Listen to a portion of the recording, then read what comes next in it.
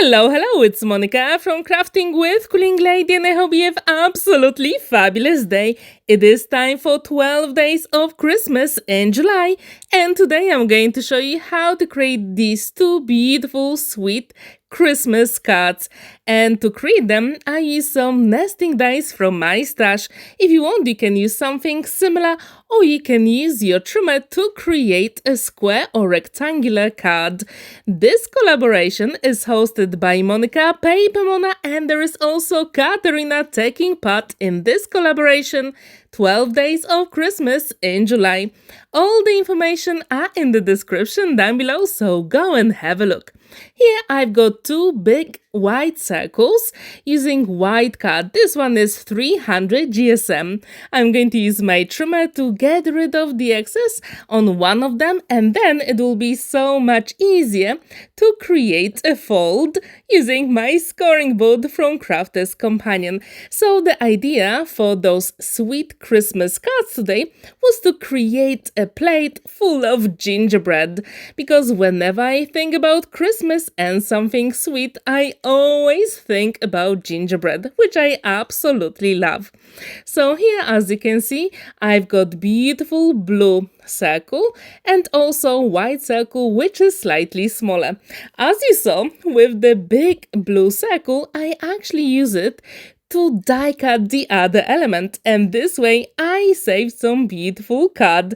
And this is my tip for you: if you want to create very stunning cards, you don't have to waste your cardstock. So as you can see, I'm using my liquid glue to assemble the elements together. The idea for those plates was one of the most famous ceramics from Bolesławiec, which is in Poland, and they actually have that very deep blue color. So I thought, when it comes to Christmas, you have to put the gingerbread on beautiful plates. And actually, I created those plates with that dark cobalt blue and white just to reflect that beautiful ceramics from Bolesławiec. Do you have your favorite plates where you put your sweets for Christmas? Please let me know in the comments down below. Now I'm going to assemble the front and the back together using my one and only liquid glue, magic glue, because I will have time to maneuver the elements. And if you think that those circles look like a plate, please let me know in the comments down below. So as you can see, it folds flat and it stands proudly on a flat surface. Now we can decorate it a little bit more. So from my stash, I decided to use the elements I created in my collection a couple of years ago. I fussy cut all of them, and first I'm going to actually make beautiful layout here just to make sure everything is evenly spaced. And when I'm happy with it, I'm going to glue everything down using my one and only liquid glue. But if you want, you can also add a little bit of dimension using double-sided foam adhesive, and that will be absolutely fine. So as you can see, these cards come together super quickly. And don't forget to go to Monika, PaperMona and Katarina's channels to check what they created. And as I told you, it is a part of 12 days of Christmas in July 2026. So I created a playlist just for you, and also I will leave the links to Monika's and Katarina's videos as well, so go and check them out, because every single day we're going to have some absolutely fabulous inspiration just for you. If you'd like to take part in this beautiful challenge, don't hesitate. Use our hashtag and put your beautiful makes on your social media. Can be on Instagram, Facebook or YouTube. The choice is absolutely yours. Here I'm adding a little bit of dimension to the sentiment, and just to make sure all the elements will match beautifully, I used the leftover cobalt blue card to create a frame. I really like this effect. It's always a good idea to check if your card is on a straight line, so the sentiment is there as well. As you can see, the card stands proudly on a flat surface and it is ready to go. So now I'm going to show you how I created the second card. So the idea for those 12 days of Christmas in July is to get ready. Go ahead and create some beautiful makes before December. And if you'd like to take part in this challenge, we would be so happy if you do it with us. As you can see, those cards are super simple, and actually all the prompts for all 12 days are in the description down below, so you can go and have a look. Here I'm using a different, as you can see, cutting die inside, but again it is exactly the same cobalt blue color because I really like it and it really makes me think about that ceramic in Bolesławiec. Now I die cut a smaller circle and this cut is 300 GSM, so my cut is going to stand proudly on a flat surface later on. So when this is ready, then I decided to use that scalloped edge circle, but if you want, as I told you, you can use a trimmer to create a square cut and that will be absolutely fine. You can use whatever is in your stash, any stamps, any cutting dies, anything that makes you think about sweet Christmas.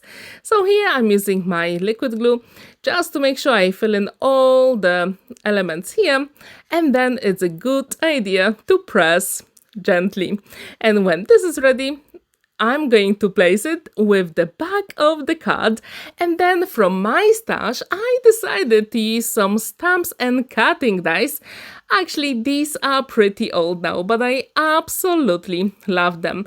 And if you've seen my other Christmas videos, you probably recognize the stamps and cutting dies, and you will see them in a moment. So I use craft card to create all of them and white heat embossing just to make sure they will look like gingerbread cookies.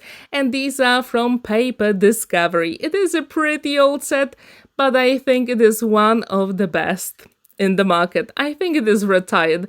But anyway, as you can see, I already created lots of elements ready to go. And if you want to make those beautiful elements even more real, you can use Distress oxiding in darker brown color on the edges. And that really makes a difference here.